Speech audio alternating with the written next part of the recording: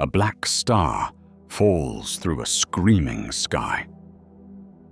The cockpit hisses open, and the galaxy of eternal war meets a different kind of darkness. What happens when a Sith Lord, half man, half machine, all will, lands in the 41st millennium, where faith fuels bullets and the warp eats souls? Tonight, we test the Force against the Immaterium and ask, in a universe with only war, who bends first? The storm that seized his craft was not hyperspace as he knew it. It was louder. He felt it as a choir of wrong angles, screaming in a language that wasn't sound. Consoles did and reignited, green glyphs cascading in alien logics. The navicomputer produced a spiral of nonsense, and then a single, impossible coordinate. He took it, because he always took the path that held. Hull plating blistered. The viewport showed a sky of bruise-colored lightning and sinking cathedral spires that went on for kilometers into a smog sea. Vox channels he did not subscribe to exploded in. Clipped prayers, casualty counts, the whip-crack stutter of mass reactive rounds, and a pastiche of codes that resolved to one meaning: war everywhere, always. Impact buried itself in heat and shattered stone. The crash carved a trench through a manufactorum's roof and sent a pale snowfall of ash and flak foam tumbling across gantries and conveyor shrines. Hissing hydraulics. Silence. Then his respirator's rhythmic verdict. Alive, functional, purpose intact. He stood into the ruin and released the ramp. The first faces he met were desperate. Hab militia with stamped tin Aquilas and threadbare flak vests tried to play at soldiers behind barricades of vending machines and tall church pews. Their hands shook on battered autoguns. Their fear came at him in white ribbons of thought, and he pared it away with habit. A foreman, Vox bead still dangling, stepped forward to demand unit designation and purity seals. Vader raised a hand, and the foreman stopped asking questions, boot tips skidding as invisible pressure lifted him clear of the floor. The others fired. He did not rush. Bolter-weighted stub rounds flexed around him and lost meaning, flattening against nothing a meter from his armor and falling like sleet. The violence of hot brass, the clatter of faith-cracked prayers, none of it touched him. He rotated his wrist. Metal screamed. A loader's pallet jack folded in on itself like wet paper and scythed the barricade aside. He released the foreman gently into a heap he would never rise from. Red light answered the night. The blade's ignition drew a gasp, even from those who did not know what a lightsaber was. It burned steady, a line of purpose, and where it passed, it stitched the world into obedience. Sparks died on oil-stained flooring. Augmetic saints painted on corrugated walls took on new shadows. Across the manufactorum's vault, a riot of symbols revealed itself. 8-pointed arrows daubed in blood, flayed hides stretched as pennants, candles guttering in the draught. Every flame a tongue thanking something that fed on despair. He had seen cults before. He had burned them before. But the pressure here was different. It was not the Force bending around minds like reeds. It was a sea trying to climb into him, 1,000 gnats of sensation biting at the edges of will. He pushed back. The gnats became smoke. He stepped onto the assembly floor, and the world's wider war took notice. Auspec's beams crawled over his armor from a sentry tower. A heavy stubber chattered down from a catwalk, the gunner gasping scripture between bursts. He redirected the belt feed with a tug, jammed the receiver, and let the barrel run out its last heat into harmless sparks. On a rail spur below, a tank's turret shuddered as it slewed toward him. Crudely welded plates, a gun that had been serviced by incense more recently than oil. He raised both hands and closed. Steel buckled. The turret screamed and folded, breech cracking like a bone. Then he was inside the smoke, moving through rows of stamped chassis and machine spirits gone mean. A Chaos acolyte charged, armored in blades and theater. The acolyte's axe reached for him. The red line corrected that mistake. Behind the acolyte, a priest with blunted eyes mouthed appeals to a god of change. Vader cut the appeal away. Every motion rippled. Far from the manufactorum, something unseen noticed. In a silent room thick with incense and wires, blind men and women entombed in thrones of brass gasped, mouths frothing violet as their souls brushed a heatless star. Astropaths convulsed. In a vox tower where cogitators were older than the city, machine priests broke into hymns mid-sentence and bled from the nose. Across a table of slate and sand, officers paused over their pushpins. The word moved through hierarchies that valued single words like bullets, unsanctioned, alpha, kill. The echo returned with bigger boots. Helicopter analogues with cathedral rotors beat the air over the manufactorum, wind ripping banners into tatters. Cables whipped, floodlights burned him in white rectangles. On the ground, hands visible, by his will. Their formations were adequate, their courage die-cast by duty. He admired that, the way one admires a lever that still moves what it must after a century. He drew a line, and the winch cable parted. A man swore into a vox net, voice distorted by a beak-shaped helm. He tried words because sometimes words are faster than murder. "Stand aside," he said, through the mask and the machine voice. "I am not your enemy." To them, it did not matter what a voice said if the mouth did not have a seal from the right office. They fired. He took control. Shots stopped in the air. He sent them back with more mercy than they offered and less than they deserved, carving the fight into a geometry of fear until a single voice rose above the rest, ordering ceasefire. The PDF officer who gave it stepped forward alone, helmet tucked under his arm, blood matting his hair. His pupils skated just a fraction when his gaze met the blank eyes of the mask. He had seen officers do that all his life in another war when they realized the chain of command had a new link, and it was him. "Identify," the officer managed. Vader broadcast a tight beam into their command net, his presence flooding their channels the way sea floods a room. He showed them a diagram of their own battlefield that they had not been able to make with their broken tools. He gave them target coordinates that emptied entire nests of cultists in 2 minutes and saved 300 civilians in a stairwell they had overlooked. Men do not ask for identification when you hand them survival. They accept it and live to make up the paperwork later. Then the next tier arrived, lacquered and lethal. Black carapace armor, gold-trimmed inquisitorial sigils, the muzzle discipline of soldiers who kill for belief, not pay.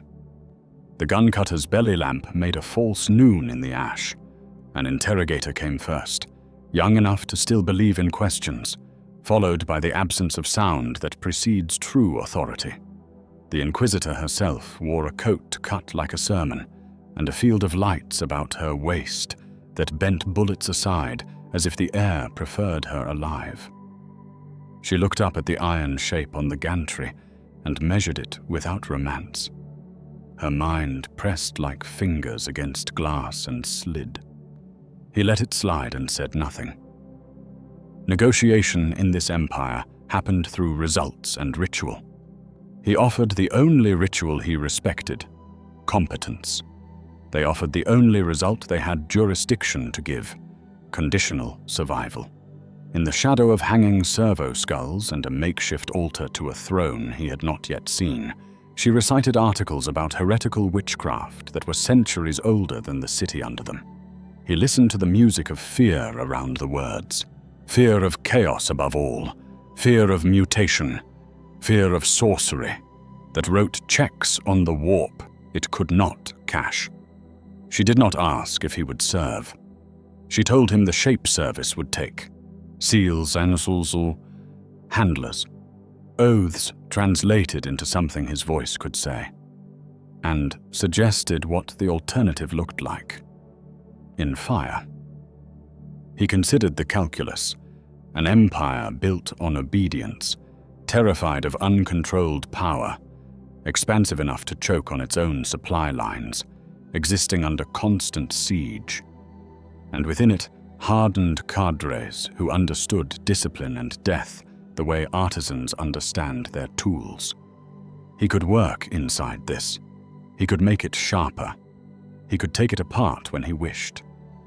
He inclined his head 1 degree. The gun muzzles dropped by 3. The first days under sanction were loud and efficient. The kill team he'd been leashed to, tempestuous scions whose pride in their scars was a visible heat, learned fast that his orders were not whimsical. He redrew their city maps at night, replacing straight-line shock assaults with spear points that bled into strangulation, feints to pull enemy champions into narrow places, munitions caches detonated at precise moments to turn avenues into funnels, vox lures that made traitor platoons march into their own crossfires. Fear did most of the killing. He made sure it knew its job. The Manufactorum's rebellion was extinguished in hours instead of days. The guard commanders on adjacent grids watched it happen and began copying it badly. He let them. He folded their mistakes into his second wave and made them think it was their correction. By the third night, the uprising's leadership was a table of headless men and a shrine that had been cut into quarters with a red rule. The interrogator tried again to penetrate his thoughts in the debrief chamber, sweating despite the cold. Vader let him tire himself into a headache and then provided a summary in his own words. The boy learned the better method. Word traveled faster than vehicles. In a basilica that measured prayer in gunmetal tons, the ecclesiarchy asked for a sign. He gave them a statistic. The cardinal ordinand who came, heavy with rings and certainty, wanted flaming water and visions. Vader gave him a pacified district and a habit of curfew that civilians would not break, because breaking it felt like drowning. The cardinal called that a miracle to the cameras and took credit in robes that smelled of hot dust. That arrangement suited everyone. The Mechanicus did not ask for signs. They asked for schematics. They circled him like carrion birds with soldering irons, their Binharika sides crackling in a music only half human. They treated his respirator's hiss like a hymn they could decode if allowed an hour alone with the choir. They stroked the emitter of his blade and could not decide which prayer to say. A Magos with glassy eyes and spider legs for shoulders offered a trade of dignity for upgrades, a conversion field generator tuned to his bioelectric baseline, plates of void-tempered ceramite tailored to the curvature of his ruined ribs, an exoskeletal torque amplifier that would whisper more strength into movements that did not need it. He accepted what he could integrate without surrendering sovereignty. He stood in their red haze while servo arms moved around him like patient cobras, installing a field unit that flared when a sniper's round found him hours later on a skyline stair, light blossoming like a silent flower, the bullet's kinetic temper thrown away in scintillant air. He did not thank them. He gave them leave to observe his systems at a prescribed distance and watched them treat that leave like a relic to be venerated. With sanctioned status came paper, seals, and the hazard of leash tugs. He stepped through those tugs the way a ship steps through waves, letting some rock him while others broke against his mass. The Inquisitor used him as a needle to stitch torn regiments back into cloth. He accepted because needles choose thread by use, not color. He took command of a mixed brigade, guardsmen whose boots had not dried in a month, a company of armored sent to die in straight lines, a choir of sanctioned psychers lined up like candles and shivering at his shadow. He dismissed the psychers from any role that touched planning and turned them into a listening array pointed at things he refused to let near his mind. He broke the armored company into hunt pairs and taught them to move by timing instead of map. He pulled the courage out of officers by asking them to do exactly as much as they could survive, and no more. He broadcast discipline on the Voxnet like a carrier wave. No yelling, no rhetoric, no promises of paradise, only coordinates, timings, and the sure knowledge that compliance meant breathing at dusk. Occasionally, ritual demanded theater. He supplied it in the currency this empire understood best: dread. In a plaza laid out in the shape of a two-headed eagle, he lined up captured agitators and let their followers watch as the agitators begged to be relevant. He said nothing. He cut through the chains between each without touching flesh, leaving them free and afraid before sending them back to their own to explain what precision felt like. In a tenement where a cult had installed a saint's lips on a speaker and made a god out of feedback, he reached through the air and closed the speaker's throat until the building learned silence. The myths that accumulated around him were not flattering. They were effective. The Inquisitor came to him on the eve of the sector fleet's arrival. She smelled like ozone and old vellum. She told him there would be a ceremony and a codicil and a new scale of work.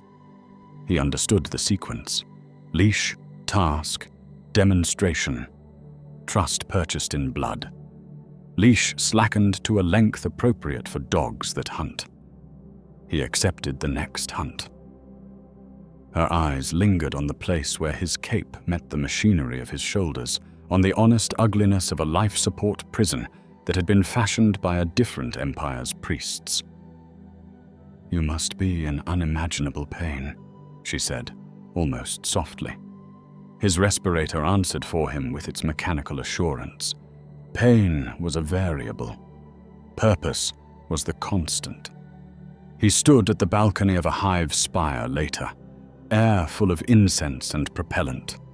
Below, millions moved as one organism, lights in arteries pulsing toward manufactoria that would now meet their quotas. Above, gunships traced liturgy across the smog. This realm had a god that did not speak, and men who spoke for it. It had a fear of witches and a fascination with machines. It had a bureaucracy that punished competence by overuse. In other words, it had everything he knew how to bend. He felt the warp's pressure testing his will the way deep water tests hulls. He felt the force replying, quiet and absolute, under the din. Between those two vastnesses, a man in a black suit of prison and power chose to turn a war into order, and to let order suffocate the next war before it learned to breathe. It began as a pressure in the teeth, ache without source, like a storm you feel in the bones before the clouds arrive. He had felt the force tug at destiny before, a subtle tide that answered calculable will. This was not tide. This was an ocean with mouths. Every decisive act he had used to knit a city back together threw a ripple into that ocean, and the ocean paid attention the way predators do when something thrashes where the water should be still. The first reply came as laughter through vox, no voice, just a modulation of static that found the exact frequency of human nerves and plucked. Interior lights dimmed in a dozen hab towers simultaneously. People screamed not because anything touched them, but because they imagined that it had. He traced the modulation to a shrine complex built from stacked shipping containers and devotional scrap. He walked into incense so thick it had weight and passed icons that had learned to blink. On the floor, hexagram chalk lines shook as if they were trying to step off stone and run. The priest was not a priest anymore. His mouth was a second eye. Vader reached with the Force to close the eye and felt something reach back from the far side with equal confidence, polite as a hand receiving a glove. He tightened. The eye burst with a sigh of millipede legs. The congregation tore themselves apart with relief they misread as penitence. He didn't quicken his pace. He never did. He let the red line answer architecture with geometry, slicing through the summoning circle at 3 calculated points: feed, focus, exit. So the thing forming there fell out of the universe unfinished, an aborted thought. It noticed anyway. It remembered his shape. After that, attention followed him the way smoke clings. At the edge of the hive, where the dead were stacked in refrigerated sermons waiting for a furnace that never caught up, a ship drifted down the river like a coffin that had misread its size. They called it a pilgrim barge, because everything this empire hated had a pious name. Its hold sweated cold. Its chapel was a rib cage of brass where prayer wheels spun backwards. He took a gunship to it with a squad of men who had not yet learned to shorten their prayers in his presence. As they cut their way through the hull, the men's vox recitations flattened into groans, then into distant, happy humming that none of them had time to be terrified by. He ordered them to stay on the breach. He went alone. The hold was a city of candles taller than tanks, wax weeping in stalactites. At the far end, an ossuary choir sang itself into rot, and between those pillars, moving like a man through rain, a sorcerer in sapphire and gold turned to watch him. The armor was dust that remembered the idea of polish. The helmet's eye lenses were emeralds, showing a light that did not exist in this room. Runes floated around him like docile fish. His staff was a spine made into an argument. "Architect," the room said, though the sorcerer's mouth did not move. "You are small here, but not stupid. Walk with me through the hinge of a choice. I will show you the day you broke and the day before it as adjacent doors. We can close the wrong one." His respirator answered what needed answering. The voice flowed around the clicks, adapting, learning, trying flavors: father, lover, general, master, friend, and discarding each voice as it failed to find purchase. Behind the voice, something intelligent and amused rearranged future paths like a gambler shuffling marked cards. The red line lit the room into 2 arguments, and then 1. The sorcerer moved like a curtain on wind. Vader moved like a piston. The staff slashed. The blade met it and turned sound into taste. Metal, ozone, old blood. Runes leapt from the staff in chains that were clauses in a spell and tried to right themselves around him. He refused to be a sentence. With a flex of will so controlled it looked like boredom, he inverted their grammar and dragged the sorcerer 4 steps off the floor, spine held by invisible fingers. A lesser man would have snapped the neck. He wanted more than a corpse. He wanted the anchor. His awareness widened, not outward, but inward, into the shape of the room where sorcery had been braided to structure.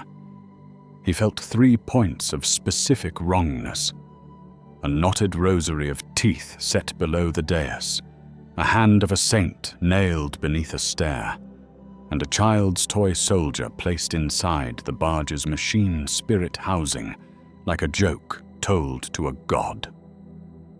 He moved while he held the sorcerer, severing each with the economy of a surgeon who doesn't believe in wasted motion. On the 3rd cut, the air's weight changed. The chains around him lost their meaning. The sorcerer's staff went from inevitability to length of wood. The green in the eyes flickered. Something large and feathered on the far side of the skin of reality opened a book and closed it again without reading. The room sighed. The sorcerer began to chant a word that was also a door. The word crumpled halfway out of his throat as Vader's hand tightened, permitted exactly enough air to make compliance possible, not enough to make defiance comfortable. "I will not be taught time," Vader said, machine voice steady as falling sand. "You will show me how you came here and who opens doors for you. Then you will sleep." The sorcerer's laugh was kind and old and sad, which was how you laughed when you believed the outcome was a lesson, not a defeat. Knowledge came in fragments, unwilling and bright as glass. A cabal of clever men in too much parchment. A pact written on living skin. A choir of broken children singing mathematics into the night. A beacon set in a sub-level shrine that had not been a shrine when the city was young. A name like a cough. A promise of gifts. The thing that watched watching now. Pleased.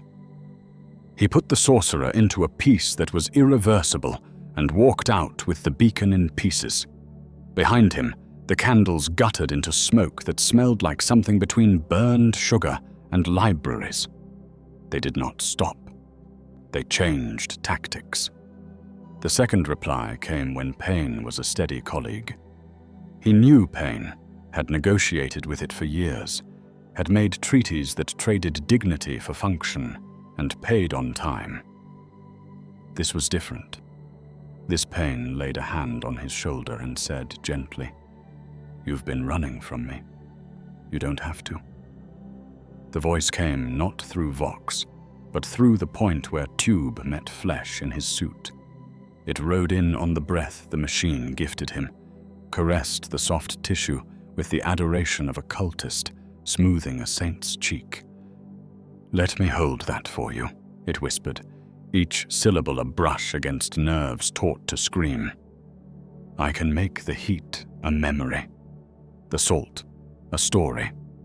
You will be yourself again, minus the ache that edits you." He stood in a reclamation plant where sewage was redeemed into potable faith. Around him, workers were on their knees, not because anyone had ordered it, but because the world had turned warm and close and kind. Some of them cried with the relief of men who had been clenched for decades and finally unclenched. He saw hands go slack on security rails. He saw machine spirits purr. He saw the eyes of a boy go wide with a joy so big it broke something necessary in his brain. Pleasure as doctrine, relief as leash. He did not shout. He did not deny the logic openly. He walked to the plant's core and touched the force like a stone floor, like the flat fact of gravity, like math. He tightened level by level, a discipline learned in a different monastery, forming inside his own mind a cell with no door and no window, only breath. In, out, in, out. Pain came with each breath like a dog taught to heel. He taught it to heel again. He ordered the conversion field installed by the Mechanicus to maximum for exactly 12 seconds. The world went white and loud. The machine spirits screamed with anger at being told to be perfect. The whisper recoiled at the taste of sterile. When the white faded, half the room had vomited. The boy who had been too happy was murmuring to himself in a voice that no longer belonged to him. Vader turned off the machines he could not convince with words, and held the rest in a quiet that was not peace and not joy, and very much under his control. They tried love then. They called themselves Grandfather. They sent a plague as a gift. It came into the tenements as laughter and a cough. It bloomed on the iside of windows in whirls of green and gold that were pretty enough to make you forgive the smell. The first victims thanked each other for giving it. The second tried to eat it out of their own mouths. His air filters logged molecular weights and failed to categorize, and then reported in a tone that sounded like apology. A servo skull he had tolerated as ornament dropped onto the floor with the soft implosion of decayed fruit. Across a line of cots, men swelled into parodies of contentment, flies orbiting their forgiveness. He ordered fire. The scions did not flinch. Fire, then bleach, then vacuum. His gauntlet seals itched where the disease knocked politely, then persistently, then petulantly. The whisper of Grandfather adjusted its pitch to concern. "You work too hard," it said. "You don't have to do this alone. Come outside, sit. We can talk." He did not talk. He imagined his mind as an iron lung around a single candle. He imagined the candle as a desert. He repeated the words of a litany he had not learned from these priests, but which they would have recognized anyway. No. Number. Number. Number. The flaw in love that demands you soften is the same as the flaw in fear that demands you kneel. He did neither. The plague learned boredom. It went elsewhere to be adored. After the gifts, the architecture, the caress, the embrace, came the honest one, blood and noise. It found him in a manufactorum's train yard, turned into an arena by men who liked their gods simple. Chainsawed teeth chewed the air. Brass icons beat like hearts on banners the color of rusted sunsets. They did not talk. They screamed in pure vowel. Red things with dog faces and swords that were not metal, but opinion galloped toward him through a heat haze that smelled like hot copper. He met them like a metronome. The red line wrote a series of negatives across the charge. Not this throat, not this arm, not this leap. He planted his boots and let momentum destroy itself on the place where he had chosen to stand. He broke the angle of one blade with the heel of his hand and turned the demon, carrying it, into two problems with half a motion. The big one came then, not a prince, not a king, just a champion with the economy of a butcher and a joy so clean it looked like innocence. They clashed. Sparks, steam, the sound of weight meeting purpose. The champion grinned with a mouth that was weapons grade. Yes, it said without language. Yes. When it died happy. He stood in a rain of evaporating gore that glittered as it went, and for a beat longer than he should have allowed, his hand tightened on the saber hilt, as if asking for permission to do that again. The permission was waiting, smiling. promise in every muscle. He released it like a bird that would come back if called. He did not call. After that, the attacks stopped being performances and started being pressure. Sleeps shortened. Vox Static learned new tricks. Sanctioned psychers assigned to him collapsed in neat rows like wheat when he walked by, noses bleeding silver. A null, one of those women who unmade the world around them, was assigned to his unit without comment. Standing in her radius was like standing in a room where music had been forbidden by law. It wasn't compliance, it was prosecution. He felt the force thin to a hair. He let it. He found that in that hair, the world could still be pushed, not in waves, but in points. Precision tightened. Waste evaporated. He cut less and accomplished more. He submitted once to ritual, let them paint hexagrammatic wards onto the inside of his armor in oils that smelled like old engines and pepper. Let a Magos etch psalms in a script like circuit traces across the emitter matrix of his blade. Let an old priest press a scrap of parchment into a seam and mutter to a throne that had not answered him in 60 years. He did not believe in their God. He believed in results. When a lesser demon tried to enter reality through his shadow in a cul-de-sac, it found the ward and got lost, like a drunk man turned around in his own hallway. That was enough. At the level under decision, temptation kept doing its arithmetic. Tzeentch came with blueprints for better cages and a draft of the past corrected for coherence. Slaanesh offered to turn the respirator's metronome into music. Nurgle offered to lift the weight off the ends of each nerve, like a grandfather who never runs out of lap. Horn offered simplicity, so honest it could have been virtue. He tested each against his theorem. Control is not comfort. Control is not spectacle. Control is not love. Control is not fury. Control is control. The ocean never stopped being the ocean.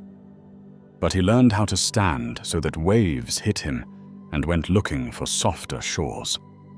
He cut only when cutting meant 3 future disasters would fail to happen. He spoke rarely, because words are doors. He set a schedule for his own mind, breath counts and numbered visualizations like drill, until even his dreams happened at parade rest.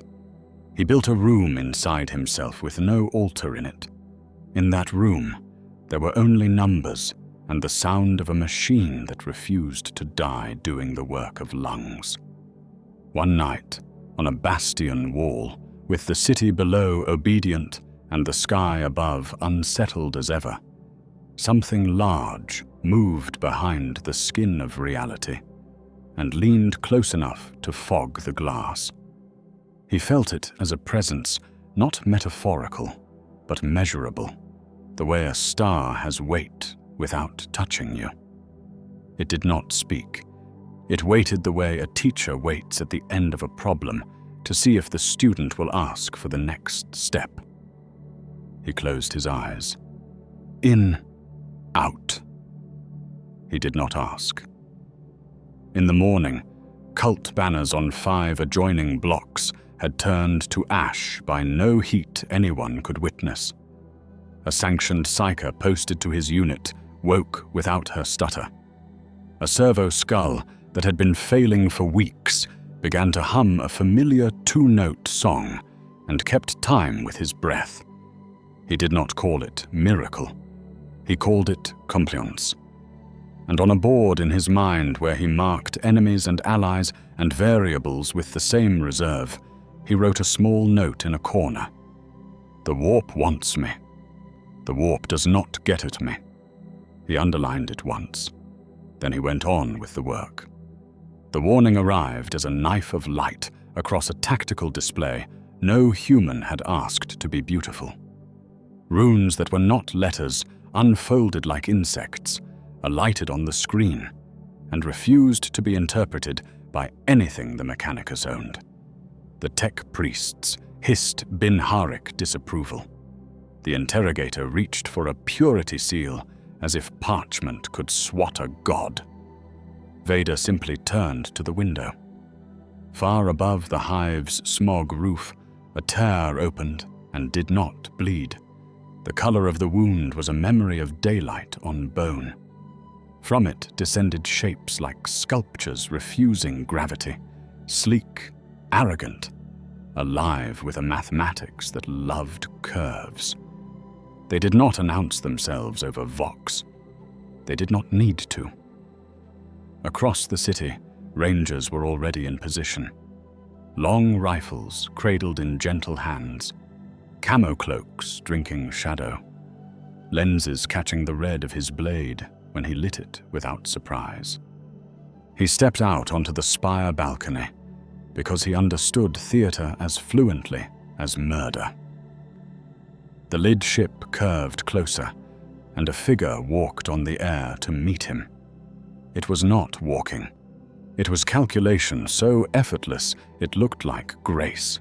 A Farseer, runes orbiting her like tame planets, robes stitched from the future, helm lenses holding a galaxy of cold judgments he recognized. She did not speak, asking permission. A window of space between them folded into a room neither of them had to enter. Smell of rain on alien stone. A taste like copper resolved into meaning.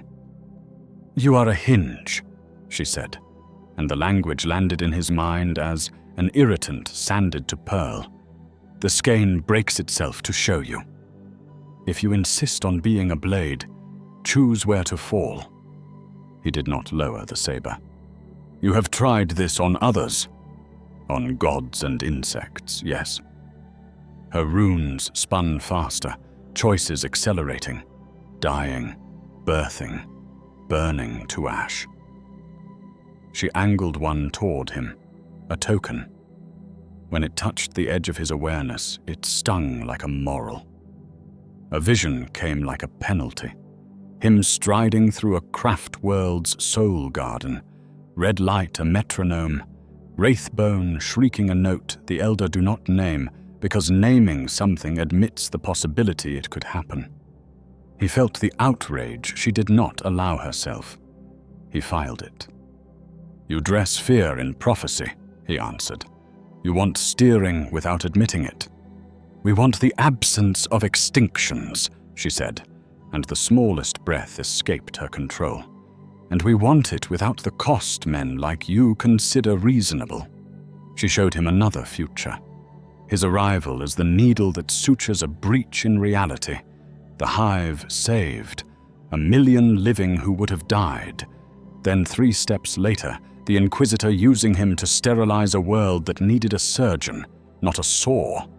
In the far background of that future, a girl with eyes like knives grew up to lead a rebellion, precisely because of him. Threads. Threads. Threads. He shut the room she'd built between them as easily as closing a visor.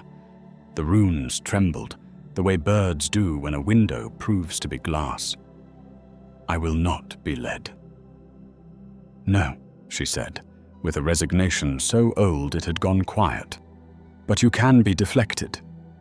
Her hand, not hand, glove, symbol, moved a fraction, and across 5 kilometers, a beam of pale fire stitched the sky where an inbound chaos dropship would have pierced a gap in the defense grid he'd deliberately left open to bait it.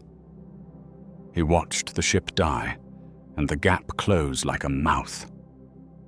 The Farseer inclined her head a fraction, as if returning a salute he had not given, and withdrew. The craft above retreated into the wound in space, which sealed without leaving a scar, because the Eldar prefer their interventions to be rumors. They did not all leave. Moments later, The Manufactorum's sublevels bloomed into a battlefield nobody had planned. Howling banshees, white masks serene in their scream, fell onto a coven of chaos witches he had marked for capture, not extermination. He adjusted plans while already moving, descending through lift shafts too impatient to let them exist. On a causeway over a vat of solvent, he met a striking scorpion whose chain-zawed teeth sang like bees. The alien darted into his guard with the assurance of someone who had trained to fight enemies that did not live long enough to teach lessons. The red line spoke without compromise. They moved in polite violence, the scorpion dancing to angles that defied human joints, Vader erasing those angles with geometry and force. When the Eldar overextended to carve his respirator hose, he turned that arc into a lesson about momentum. The scorpion fell into silence. Across the vats, a shadow seer flickered, laughter like broken crystal, illusions layering illusions until humans fired on friends. He reached without moving and pressed, not the mind, too slippery. He had fought Jedi with minds like water, but the mask's emitter nodes, crushing them into sincerity. The laughter cut off like a radio losing power. A harlequin bowed into absence. The banshees did not thank him. He had not helped them. He had constrained the space they moved in. That would be noted and paid for later. From precision to exuberance was a single hour's march. The warning for orcs was not prophetic. It was audible. Drums on dumpsters, stomps on decking, a chant that colonized the air and turned it green. It rolled into the hive from the ash wastes like weather, trucks like tumors, battle wagons that had once been trains, buggies whose exhaust wrote rude graffiti across the smog. The first greenskin he saw had a jaw like industrial art and a laugh that invented new vowels. Behind him, tens of thousands. Their belief came first, and then their bodies caught up. They saw the red light and loved it immediately. "He glows!" one shouted, and the shout picked up shape. "He's got the spark! Wag!" The word came up from the floor, through the pipes, out of people's throats who had never meant to make it. To most orcs, he was a magnet for bullets and appreciation. To one, he was a promotion opportunity. The war boss who owned this whoa wore trophies like punctuation and spoke surprisingly few words. He had the dangerous quiet of things that learn. Vader watched him from a tower as the boss tested him with gifts. First, a simple rush, denied. The line wrote its denial across muscle and metal with the patience of masonry. Then a pincer using 3 trucks and a building they pretended not to notice. Broken. He folded the building ahead of schedule. Then a weird boy propped up on a scaffold of copper wire and superstition. The weird boy spat green lightning, and for the first time since he had arrived, the Force flinched. Not in fear, in irritation. The Gestalt belief of 100,000 idiots had become half a god, and that god threw rocks. The blast folded around his conversion field like a bad idea around a law. He sensed the null at his shoulder and raised a hand, palm toward her. "Stay," he said. And she did, the quiet circle around her widening like spilled solvent. The weird boy's face soured, his power stuttered. Orc psychers do not do well when the music stops. He popped like poorly sealed meat in a furnace. The crowd cheered anyway. The war boss learned. He ordered firing arcs from every angle at once, and because orcs break every rule by making them true through insistence, he achieved it. Guns on cranes, grot snipers in ductwork, a stolen basilisk on a roof. The air went solid with metal. Vader took a step and let the step be an order. Bolts glanced into walls he had decided were now shields. A crane drooped and became a club in another's hands, swung at a flank he had designated to be a flank. He adjusted the geometry of the yard so that one alley berthed only misses. The boss saw all this and did not despair. He grinned because he had found a game. The fist that gloved his brain was simple and pure. Win by getting closer. They met at ground level because some truths need to be told loudly. The war boss came with a claw that was a crime against hinges and a chopper that had killed a dreadnought. He moved like gravity was something he had bargained down. Vader let him close, then denied him the last half-meter with a pressure that most things sentient call a thought, and orcs call that annoying push. The boss laughed at the annoyance, braced and pressed. The ground cracked, the voxnet filled with guardsmen forgetting not to have emotions. Vader shifted weight and intent together, took the boss's wrist in the kind of grip you use to stop a door closing, and put the red line through the gap between plates the boss had never thought of as a gap. The orc tried to say a word, perhaps a new vowel. It came out as satisfaction anyway, and he fell in two agreeable halves. The warg did not break. It gusted, looked around for authority, found none, and appointed 3 new men in the next 10 seconds. He watched the faction fissure into 3 fights, each convinced it was still the same war. Useful. He let them turn on each other, seeded rumors into their crude comms that the glowy git had moved to the east, then the west, then the sky. He redirected them at a chaos column 2 hives away, with a beacon the sorcerers there had been using to summon fuel from faith. The 2 infections met and did what infections do. Compete. The city breathed. He made a mark in his mental ledger. Orcs are engines. Engines are useful when pointed. Never forget, engines do not have brakes. He took a prize from that war he had not expected. A mech boy, snaggle-toothed and genius, who tried to unscrew one of his gauntlets mid-parley, and only failed because the null made the wrench sad. The mech muttered equations that were graffiti with intention, built a shock attack gun out of 3 fans and a grudge, and taught his acolytes that things work because you say so loudly enough.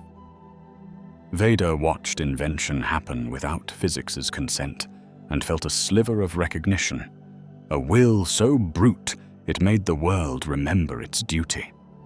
He did not trust it. He could use it. He tasked the mech with building decoy relics that orc superstition would consider sacred, each one wired to a small, ugly truth in date cord and remote detonation. The decoys grew wars in the directions he needed chaos. The mech giggled like a foundry venting pressure. Farther rimward, the stars cooled into cleaner shapes. The Tauchir recorded the first contact as a water-cast success. A human war asset with command authority agreed to a ceasefire long enough to talk.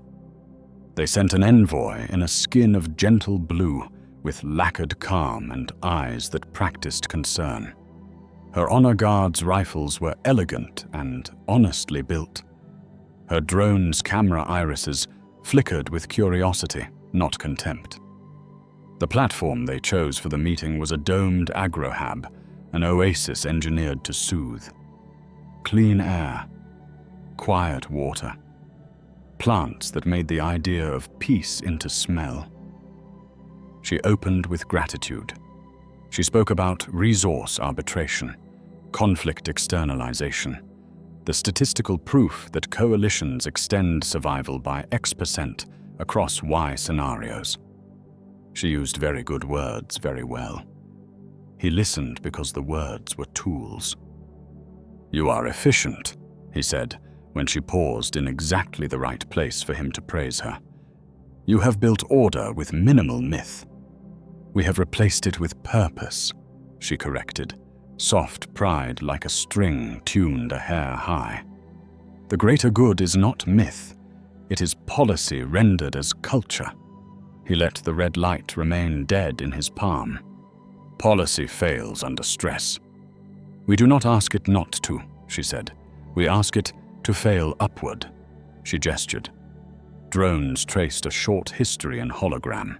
Septic tanks turning to orchards, slums to hab blocks with schools, factory lines reorganized into safe efficiencies.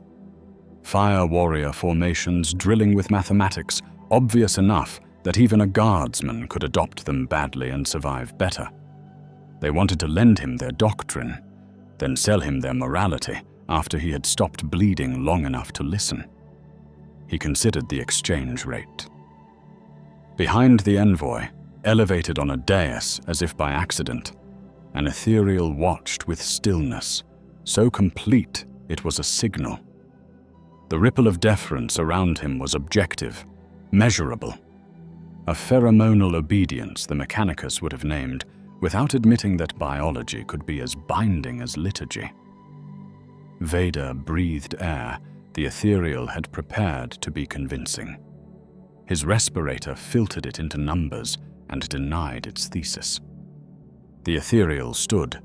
The room adjusted its posture without noticing. The voice he used was a bell explained as a conversation. "We welcome your discipline," he said, tasting the word. "But we worry your fear is an unfriendly ally. The greater good offers a spine that does not need pain to stand." He almost smiled, a small shift in the hard line of a mask that had forgotten that gesture. "Pain is a lesson. You have skipped it and built a school on the assumption that students do homework." The ethereal inclined his head, acknowledgement without concession. "Will you consider a joint command to demonstrate compatibility? We propose a trial operation.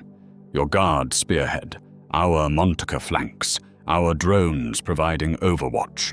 Afterward, we can discuss integration." They engineered trust the way they engineered algae, cleanly, iteratively, confident that patience beats force. He admired it while he measured how to break it. He gave them a battlefield an hour later, a chaos-held rail nexus with kill boxes designed by men who had read the same bad manual for 20 generations. He placed guard squads like punctuation marks, Tau teams as clauses with superior grammar. He let the ethereal's presence smooth panic in green recruits from both species.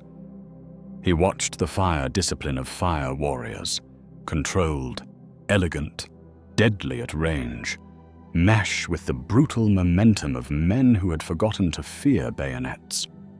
He saw drones rewrite death rates by controlling angles. He noted the chain. Water persuades, fire executes, earth builds, air delivers, ethereal smiles.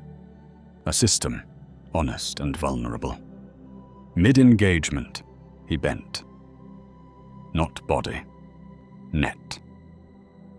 He gave an order on a frequency the drones used to whisper to each other, a simple vector adjustment that put two drone swarms just a hair out of phase with the ethereal's layered commands. They obeyed him because he had already taken the time to learn how they decided what to obey. The adjustment saved a guard squad at the cost of a fire warrior team the ethereal would not have chosen to spend. The envoy flinched. The ethereal did not.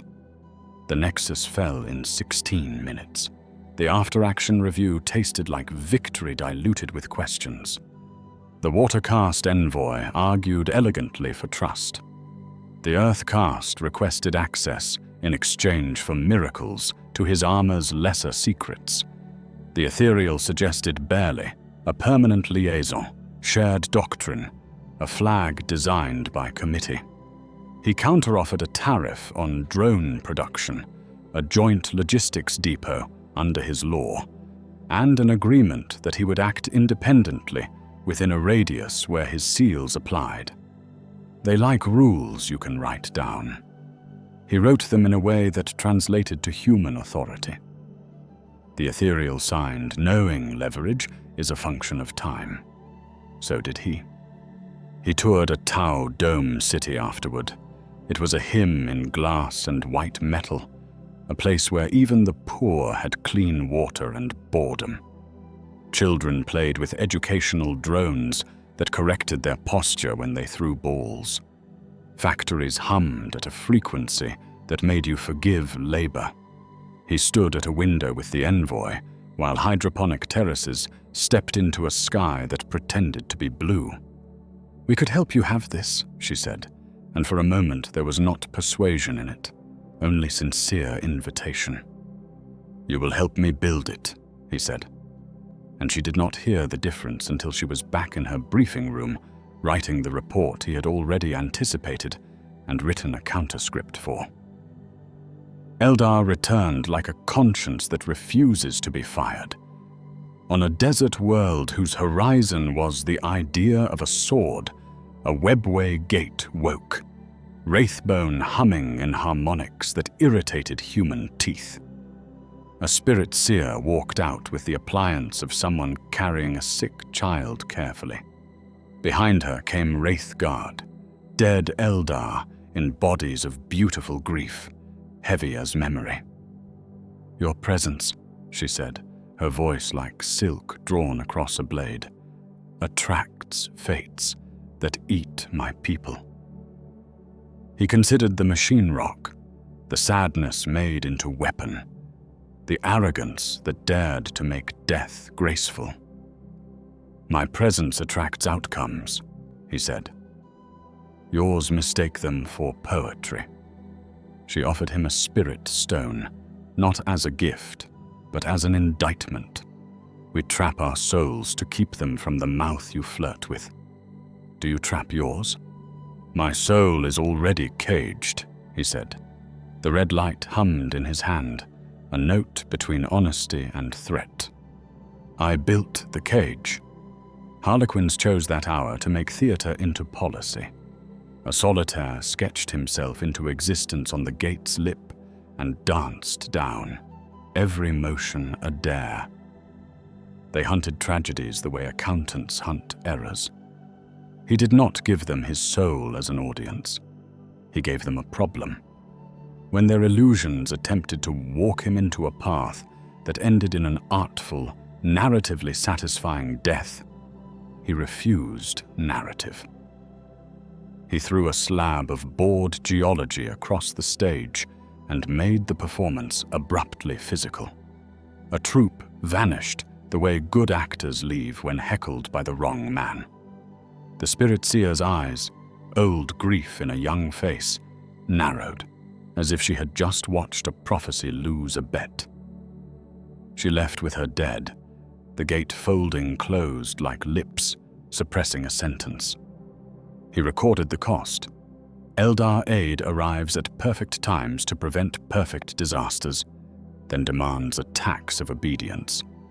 Pay sometimes. Never let the tax become habit. He built files on green skin psychology, replace psychology with physics, because belief becomes ballistics in sufficient quantities. On Tau logistics, clean, brittle, exquisite, break by starving the middle, not burning the ends. On Eldar interventions, a chess clock you do not control, conserve moves. He adjusted doctrine across 3 worlds. Orcs were redirected at war factories he could afford to lose, and chaos he could not afford to tolerate. Tau drones began showing up on his battlefields as lease agreements, then as fates accomplices, then as dependencies his commanders forgot to name dependency. Eldar corrections continued to arrive like gusts, each saving 1,000 lives he had slated for expenditure, and condemning him to consider them every time he tried to pretend numbers were only numbers. In a meeting lit by hololithic sand tables and candlelight like stubborn ancestral ghosts, the Inquisitor asked him if he trusted any Xenos. He let the respirator answer for a beat, the machine's patience doing a better job than words. "I trust function," he said finally. "Eldar function as brakes that burn out if leaned on. Orcs function as explosives that detonate when you name a direction in a loud enough voice. Tau function as scaffolding that believes it is architecture."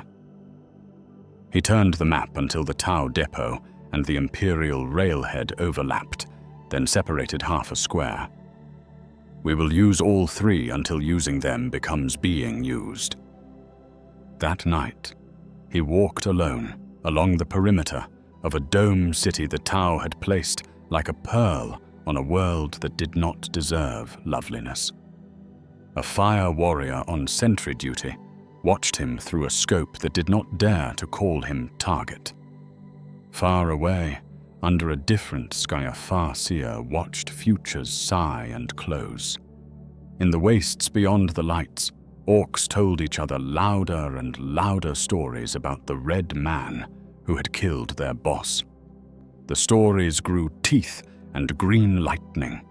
He stood in the narrow discipline he had made into a home, breath, count, choice, and considered the calculus of other people's gods. The force moved under his mind like a patient sea. The warp pressed like weather. Between them, other civilizations wrote theorems about survival and turned them into culture. He wrote a counter-theorem with his body, his blade, and his will. Control beats beauty, beats exuberance, beats consensus. If you never relax into victory, and never let victory relax into myth. In the weeks that followed, a war boss wearing half a dreadnought for a hat declared a new Wagi, pointed at the moon he had mined into a kill sphere. It detonated on schedule and with artistic indifference to individual outcomes. A water-caste enclave signed a logistics treaty that gave him veto power over drone to ammunition allocation within 2 jumps, and did not realize until later that veto power is sovereignty with better manners. An Eldar Corsair prince intercepted a shipment of archaeotech he had baited him into stealing. When Vader came to retrieve it, they dueled on the skin of a void ship in magnetic boots and prophecy. The prince escaped with scars and a story. He let him go because sometimes a story spent buys 3 he needed later. He had not bent the galaxy. He had learned which parts swayed when he pushed, which parts pushed back with knives, which parts admired the push enough to offer their throats. It was enough for now. The calculus continued, full of aliens who thought their answers were universal. He built a machine of men and rules to eat their answers and return only outcomes. In one ending, his sanction becomes sacrament. The Inquisitor's rosette burns a corridor through the bureaucracy, and he walks it without slowing, a procession of signatures and skulls bobbing after him like a comet's train. He does not wear a rosette. He does not need to. Worlds learn his name as an equation. Resistance multiplied by time equals 0. Vox operators recognize the pattern of his orders. Numbers, vectors, the absence of rhetoric, and breathe easier because certainty is a flavor even fear can digest. The Administratum invents a form for him and then 3 more to track the first. He ignores it. What he accepts is the scale. He becomes a moving verdict. Regiments are issued to him already stripped of their mascots and songs. He teaches their officers that silence is faster than prayer and that morale stabilized at gunpoint is still morale. An entire subsector's rebellions collapse not in battle, but in schedules: curfew, ration, labor, purge, sleep, repeat, until the calendar itself is loyal. He executes generals privately and promotes sergeants publicly. He rewrites the catechism of checkpoints so that contraband never reaches the shrine it was meant to feed. He orders picked feeds in tenement towers to switch from devotional sermons to maintenance instructions. The pumps work longer, and the people learn this is holiness. On a fortress world whose cliffs have been carved into saints' faces, he descends into the sub-basements where the planet's myth-makers fix their lenses. "You will stop telling stories about martyrs," he says, voice unmodulated, as if reciting a weather report. "Tell stories about quotas met." The canoness sputters, the colonel blanches, and by week's end, the marching songs rhyme supply chain milestones with the emperor's titles. It is tasteless. It is effective. He does not meet the golden throne. The custodes ensure that distance like a law of physics. But he meets what the throne produces: edicts that require planets to die politely. He makes them efficient. Exterminatus remains a word for weapons. He invents a lesser word: excision. Not fire from orbit, too cinematic, too wasteful, but the removal of irrigation pumps, catalytic seeds, atmospheric processes. Water turns to arithmetic. Famine arrives without spectacle and is gone before anyone outside the targeted districts has time to notice. Heresy withers when the belly cannot afford beliefs. 1 billion die, and the sector prospers. The ecclesiarchy thanks the throne. The inquisitor thanks him with a longer leash. He accrues an apparatus around himself, a choir of astropaths who learn to sing at a pitch that hurts demons' teeth, a detachment of scions who have had their battle cries surgically reduced to gestures, a mechanicus cell that fabricates sensor suites keyed to his pulse so that artillery can be called by heartbeat. The Ordo Malleus requests an audience and gets a memorandum. Your knights arrive too late. They fume inside their silver and are, in private, relieved. A Titan legion offers its stride in exchange for an enemy that deserves their feet. He gives them a mountain hive sick with the laughter of a god and marks the streets so that each step breaks a ritual and not a school. They kneel their heads to him in the after-action glow. He does not bow. His legend simplifies the map. Pirates stop raiding because the insurance tables adjust. Governors stop embezzling because the auditors begin to wear black capes. Cults go quiet, not because they fear death. Death is cheap, but because failure has become humiliating.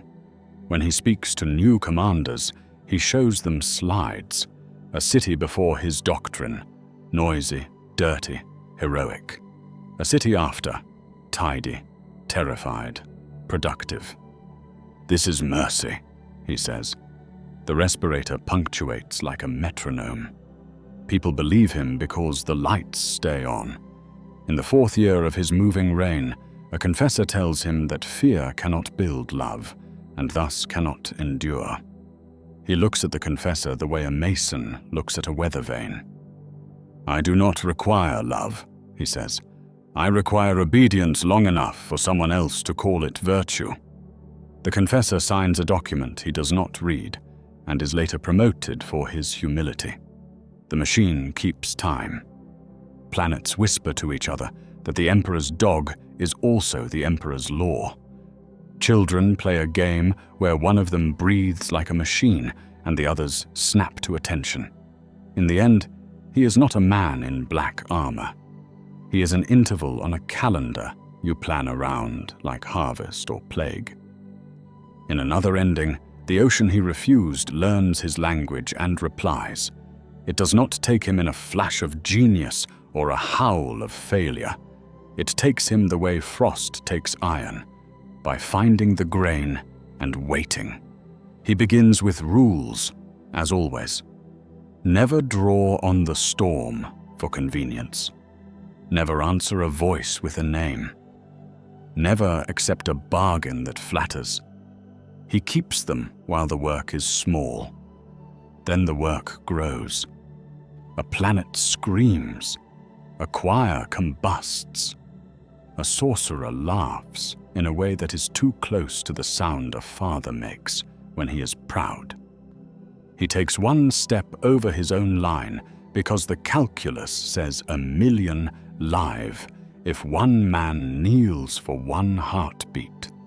The ocean smiles because it knows arithmetic is a door. The gifts are custom-tailored. Tzeentch arrives as blueprints for order so perfect it suffocates entropy. The glyphs smell like home. He uses one to outflank a daemon engine whose pilot was older than his regrets. The victory tastes like justice. He uses another and notices the ink never dries. Horn offers a contract without sub-clauses. Do not promise, only deliver.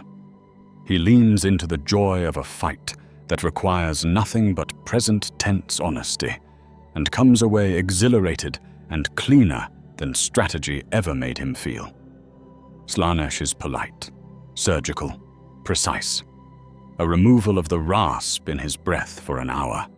A sensation of whole lungs turning inside his chest like cool cloth. A whisper that says you can be efficient and well. Nurgle, patient and kind, shows him a vision of a galaxy no longer afraid because nothing hurts anymore. He understands the traps. He names them. He still uses them, always for a reason even he believes. The armor changes first. It is not visible. No horns, no trophies, no theatrical barnacles. Just a darkening in the lacquer that refuses to reflect light not given willingly. The red line acquires a second tone, something harmonic that should not be. The null assigned to his staff begins to avoid him without knowing why. He writes new rules. He obeys them until he doesn't. When he breaks, it is quiet. A world on which he has engineered obedience refuses a tax shipment because the governor has discovered that compliance without gratitude breeds accounting errors. He descends to teach the numbers their place. A child throws a rock. He stops the rock. He stops the heartbeat that threw it. The silence after tastes like a rite. The Inquisitor, watching through picked relays, orders the picked feeds cut and writes regrettable escalation into a report. The warp writes welcome home. He founds a legion because legions suit men who are done pretending that compromise deserves mathematics. They are not Astartes. They are not guardsmen. They are the remnant of both, the anger of both. Their armor is black, not because black is dramatic, but because black is what you get when you add all colors of loyalty together until they cancel. Their weapons are halberds with red spines and emitter matrices tuned to frequencies that make angels bleed. Their ships are blunt yeses that do not ask for docking permission. He names them nothing. Others name them the Severed or the Covenant or the Quiet Wrath. Naming does not matter. The function does. They take worlds cleanly, and then they begin to take them correctly, which is to say with banners and speeches and hymns, to an idea that has learned to synthesize fury and foresight into a doctrine. A demon prince offers him rank. He declines because rank implies contingency. A lord of change tries to teach him paradox. He kills it with a straight line. Horn frowns, then smiles, then frowns again, unsettled by a gladiator who never loses his temper. Tzinch adjusts 3 centuries of plans to account for a man who insists that all doors are walls if you push hard enough. The Eye of Terror blinks. The Grey Knights arrive in a cathedral whose roof has been replaced by sky. They are silver, prayer, and inevitability. One of them speaks his name, and it sounds like absolution. He meets them in the aisle between pews occupied by corpses too disciplined to rot. Their librarian reaches for his mind. He is polite and closes the door without slamming it. They fight in the vocabulary they share. Parry, present, punish. He takes 3 of them apart like proofs. The 4th wounds him in a place the machines cannot reach. He bleeds black. He thanks the knight without irony for reminding him that pain is a metric. He kills the knight and is momentarily lonely. Ascension is not wings. It is relevance that survives. He does not grow taller. He becomes harder to edit out of prophecy. Planets begin to mint coins that carry his mask on one face and a blade on the other.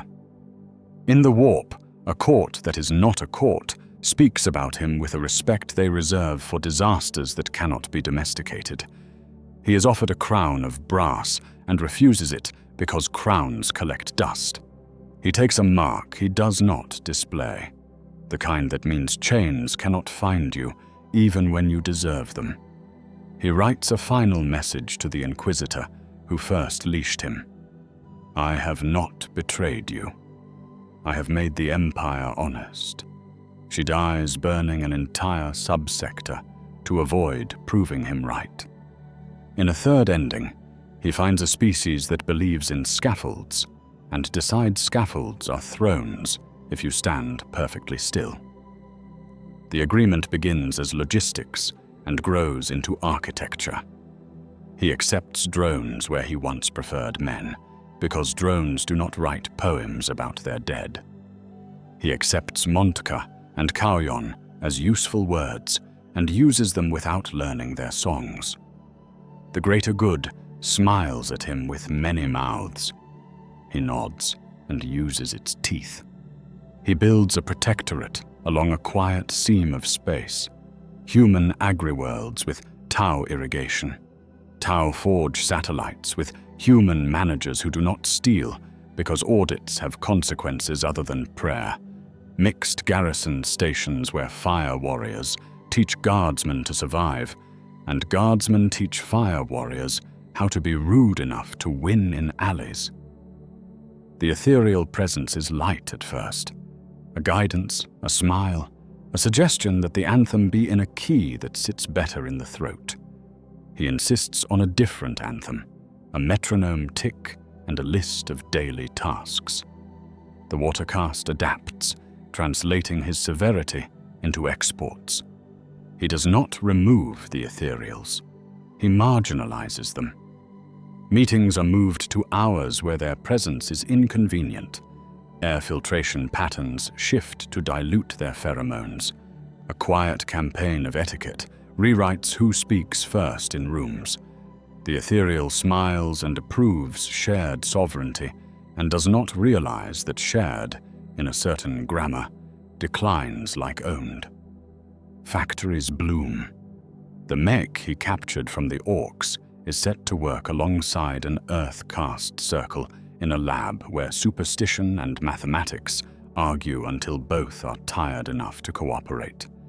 They produce drones that obey human command cadence, pulse rifles with safeties a guardsman can respect, exo-rigs that fit a human spine without permanent religious conversion.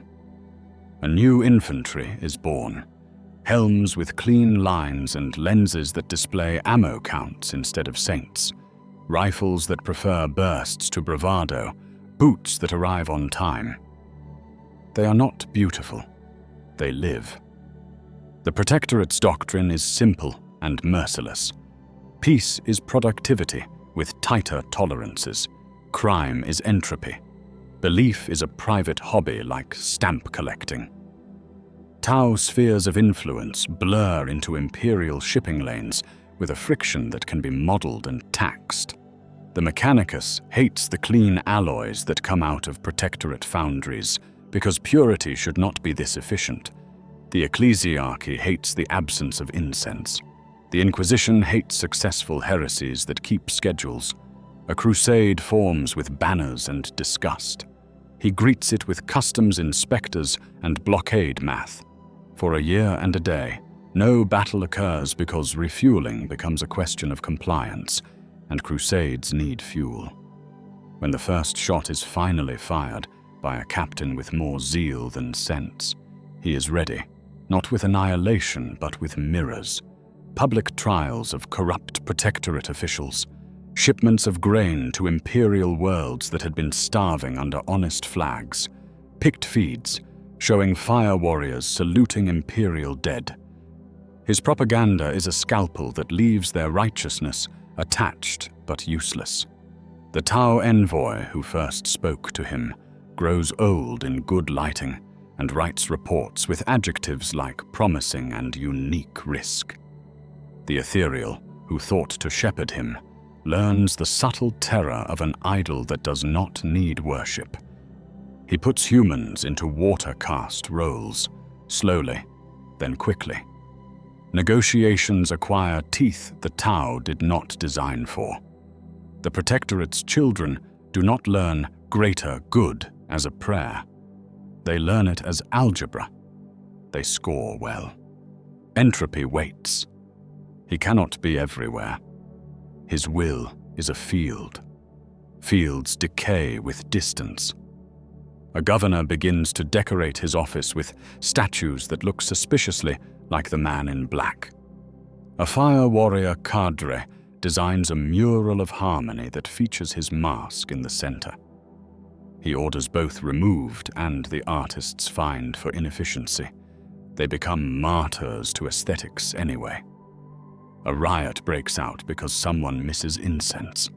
He pacifies it and realizes that pacification is a word for a whole. The Inquisition returns with a war it can finally sell. Not against aliens, but against a man who made humanity better without permission.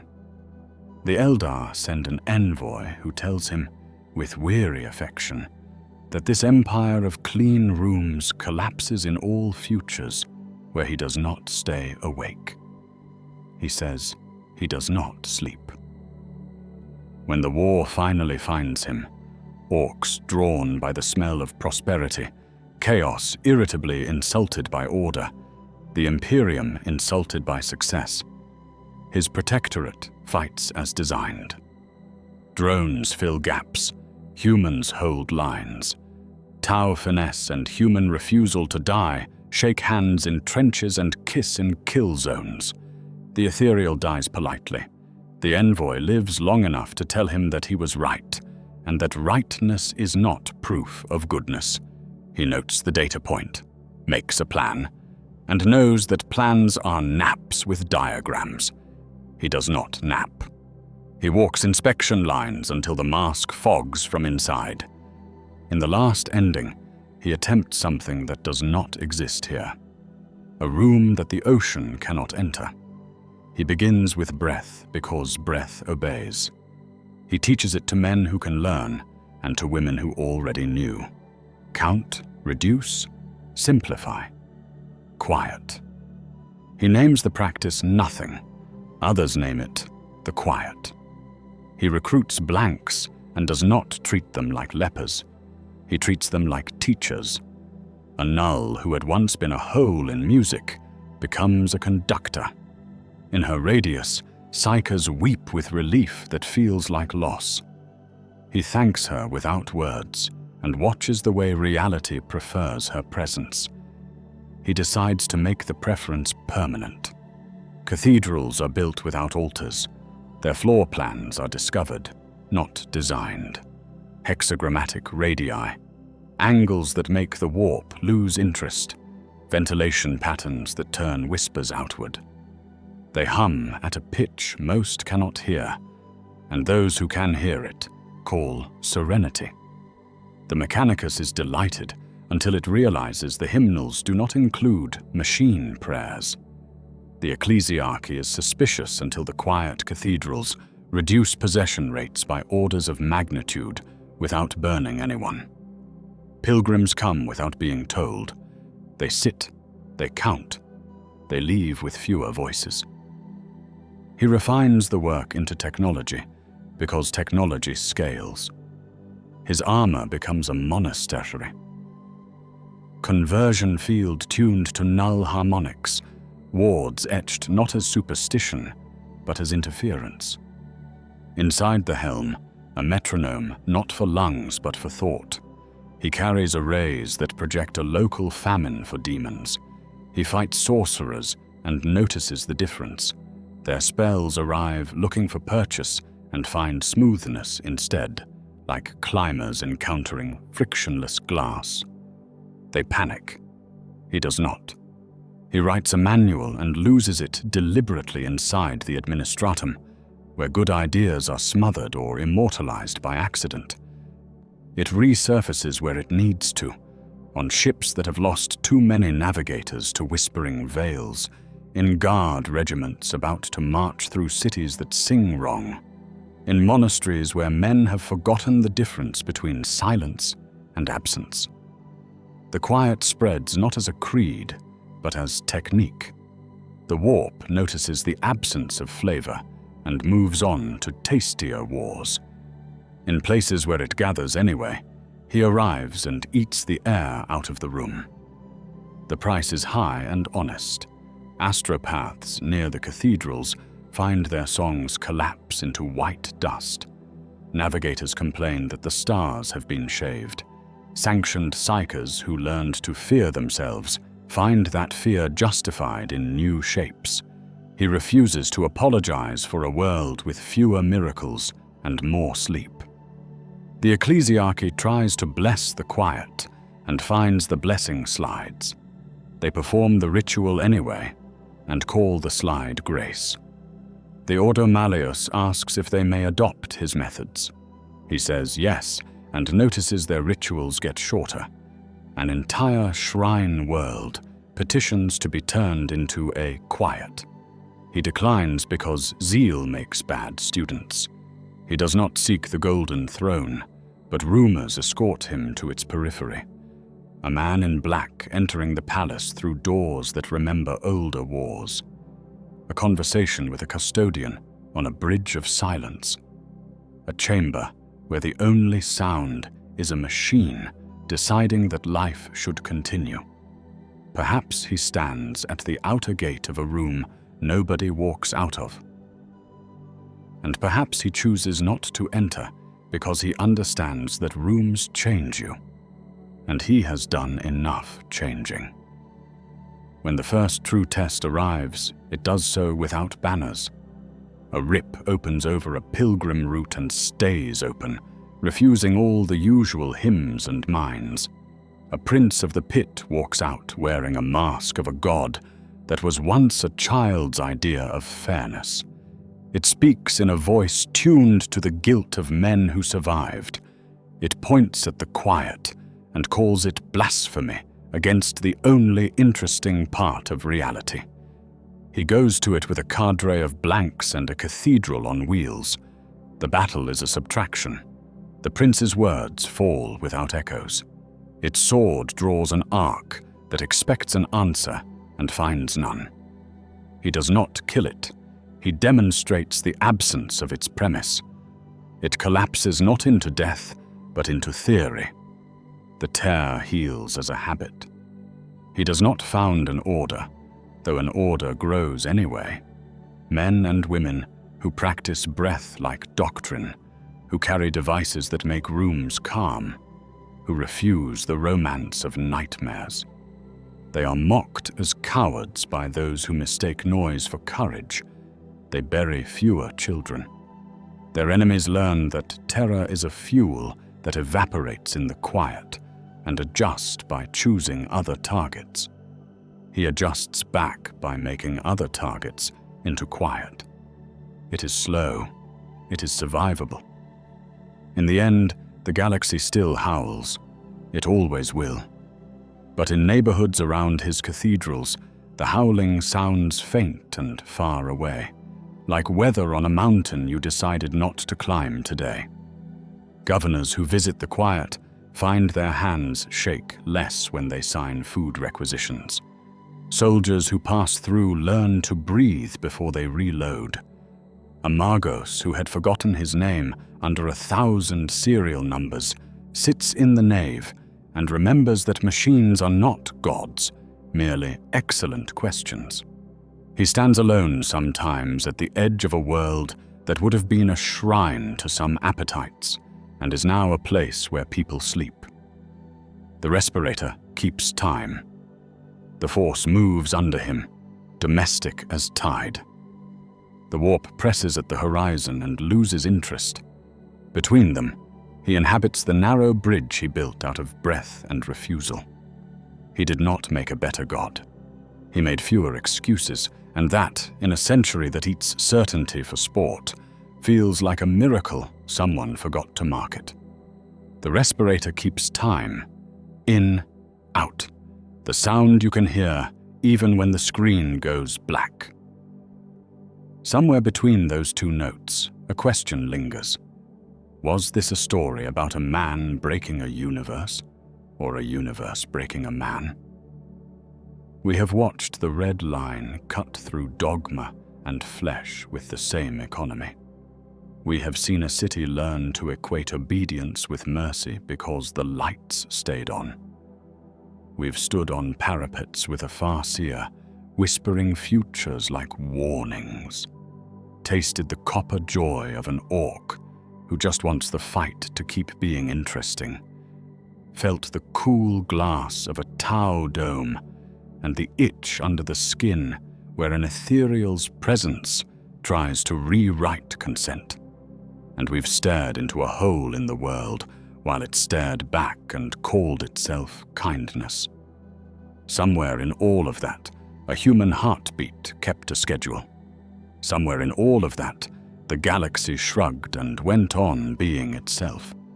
If you squint, each path we traced is the same shape wearing different uniforms. The loyalist weapon is the fantasy of order finally getting its teeth into history. Trains run, quotas met, heresies die in spreadsheets, and the slow violence of policy outperforms the loud violence of war. The heretic ascendant is the honesty underneath the helmet.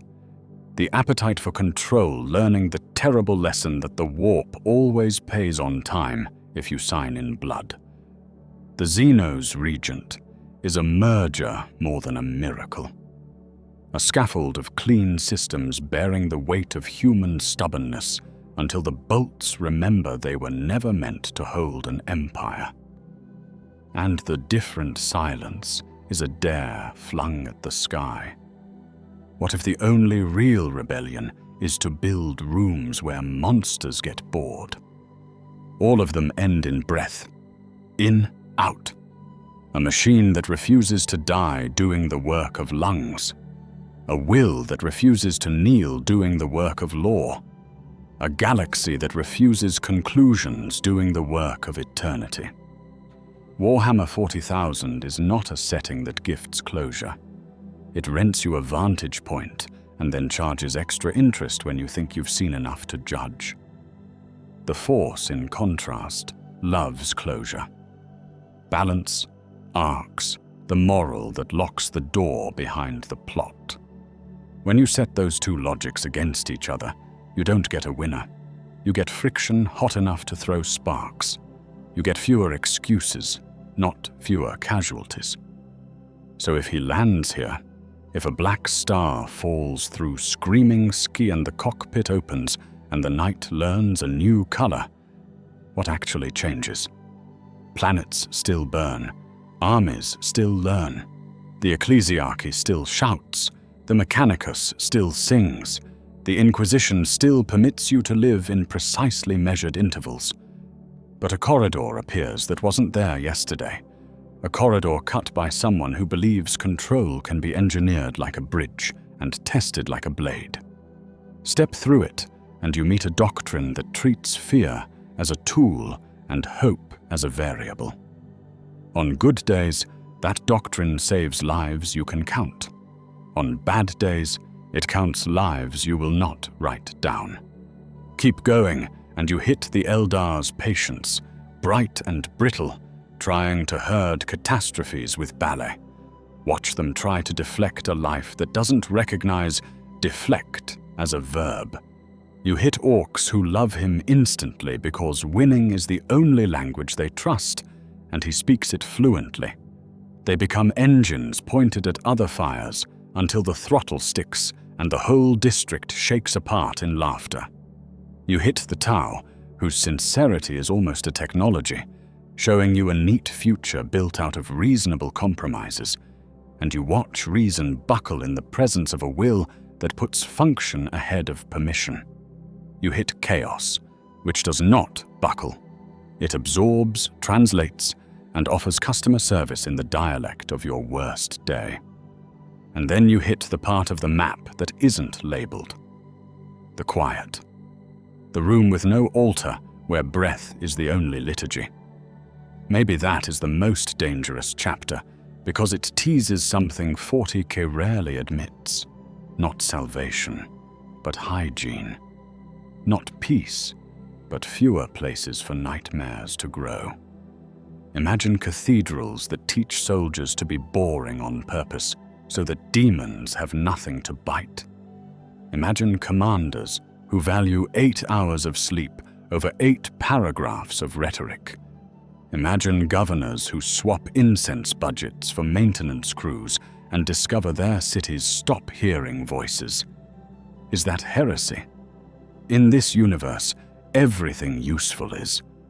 And it would not last, not because it is wrong, but because nothing lasts. The math of the setting protects its core law. There is only war. The second law is almost as important. There are only people trying to survive long enough to rename their mistakes virtues. Vader is very good at that renaming. He can wrap brutality in competence and make it look like mercy because the ambulances arrive. He can wrap obsession in discipline and make it look like wisdom because cities become quiet. He can wrap loneliness in order and make it look like leadership because the machine keeps time. The respirator never lies. It just refuses commentary. But don't confuse refusal with absence. There is a man under the architecture, a man for whom control is both shield and prayer. Place him in a reality where control is a synonym for blasphemy, and watch the iron heat and flex. He will not become smaller. He will become truer. That may be the only guarantee we get. Warhammer 40K won't give him redemption, but it will give him relevance that survives. It won't give him absolution, but it will give him work. And to a man built like a metronome, work is the closest thing to grace. So maybe the real what if is not a duel between franchises, but a mirror we hold up to our appetite for certainty. We like the fantasy that the right will, refined, disciplined, unbending, could finally make the ugliness add up to a clean balance sheet. This universe laughs at that and hands you a ledger written in bone. We like the fantasy that the right myth, pure, luminous, ancient, could bend history toward meaning. This universe shrugs and hands you a shovel. In that tension, the black figure on the skyline becomes an instrument, sometimes a scalpel, sometimes a hammer, always a choice we can hear breathing. If you've followed the breath this far, you've earned the last question. Which future do you place your bet on? The efficient terror that keeps the lights on? The beautiful rot of a god that finally learns your name? The treaty written in polymer and pride, holding until the first real storm? Or the quiet discipline that makes the horror waste its time somewhere else? Put your thumb on the scale. Argue in the comments like an inquisitor with a deadline, or an orc with a new vowel. Design your own ending. This galaxy won't notice, but our little corner will. And when the lights go out and the screen fades, listen. Because he's still there, in every world that needs the problem he embodies. In, out. A machine that refuses to die. A will that refuses to kneel. A universe that refuses conclusions. If he fell into the 41st millennium, he would not fix it, and it would not cure him. But for a while, for a campaign, for a sector, for a generation of children who learn to count before they learn to pray, things would become sharper. Schedules would hold. Monsters would find fewer doors. That might be enough. If you want more collisions like this, force against warp, doctrine against doctrine, stay with me. Tell me which thread you'd pull, which alliance you'd risk, which sin you'd rename as policy. Because in a galaxy with only war, the only mercy we get is choosing the shape of the fight, and the company we keep while we argue about it. The breath goes on. The work goes on. Lights out.